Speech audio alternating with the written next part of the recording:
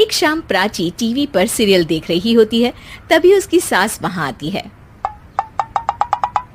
अरे सीरियल में तो ऐसे मग्न है जैसे आज रात का खाना पड़ोसी आकर बनाएंगे। मुझे पता ही नहीं था आपने अपने बेटे की शादी पड़ोस में भी की हुई है। हैं? मतलब?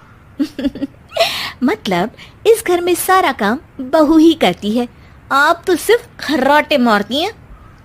अच्छा जी, फिलहाल तो तुम आराम फरमा रही हो, चलो जाओ, ये मेरे टीवी देखने का समय है। आहा, इसीलिए मुझे भगाया जा रहा है। सॉरी, अब तो बिल्कुल नहीं जाऊंगी। प्राची की इस बात पर दोनों सास बहू के बीच टीवी रिमोट के पीछे बच्चों जैसे छीना झपटी शुरू हो जाती है, जिसके बीच श्लोक भी काम से घर वापस आ जाता है। आज मेरी चूहे बिल्ली की जोड़ी किस बात पर झगड़ रही है? अरे तेरे बीवी मुझे टीवी ही नहीं देखने दे रही। अरे तुम्हारी मम्मी मुझे खाना बनाने के लिए फोर्स कर रही है। अरे वाह, ऐसे बेतुके रीजन पर तो बच्चे भी झगड़ा नहीं करते। अरे मुझे कुछ मत बोल, सब इसने ही शुरू किया है। हाँ हाँ, जैसे आप तो बहुत दूध की धूली है ना। अरे बस, दोनों चुप। प्राची जाओ, खाने की तैयारी करो। और माँ तुम छोड़ो, तुम्हें क्या बोलूं, शांति से अपना सीरियल देखो, मुझे दोबारा लड़ने की आवाज सुनाई नहीं देनी चाहिए। ऐसा बोलकर श्लोक वहां से चला जाता है, जिसके पीछे पीछे प्राची भी कुछ न कुछ बड़बड़ाते हुए रसोई में चली जाती है। हाँ हाँ, सासू जी को तो कुछ बोलेंगे ही नहीं, बस मुझ पर ही हुक्म चलता है, खाना बनाओ, जैसे मैं इनके घर में खाना बनाने के लिए आई हूँ। इसी तरह शाम बीतती है और रात को श्लोक और प्राची की सास खाना खाकर सोने चले जाते हैं, लेकिन प्राची गुस्से में कुछ खाए बिना काम में ही लगी रहती है। इस घर में किसी को नहीं पड़ता, मैं खाऊं या भूखी रहूं।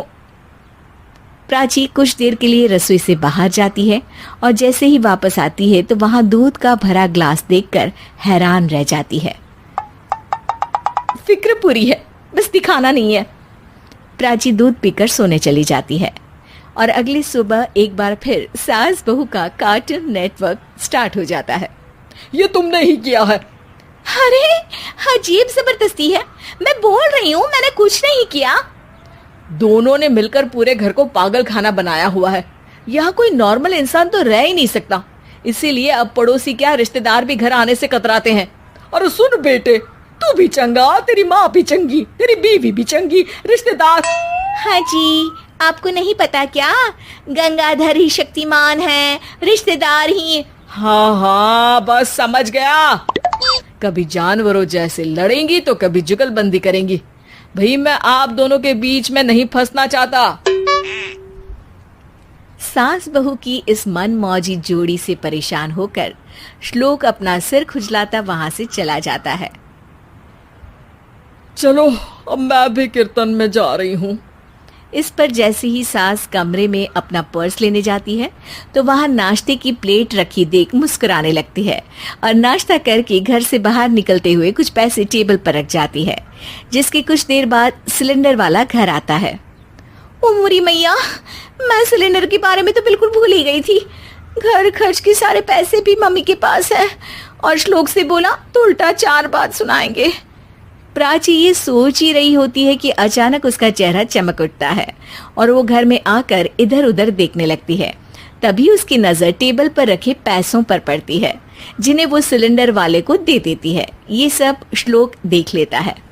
अच्छा बेटे, इतना बड़ा घोटाला, सबके सामने मैं तेरी दुश्मन और पीठ पीछे तेरी मेरी यारी। इस पर श्लोक एक प्लान बनाता है और शाम को सब एक साथ बैठे होने पर बोलने लगता है।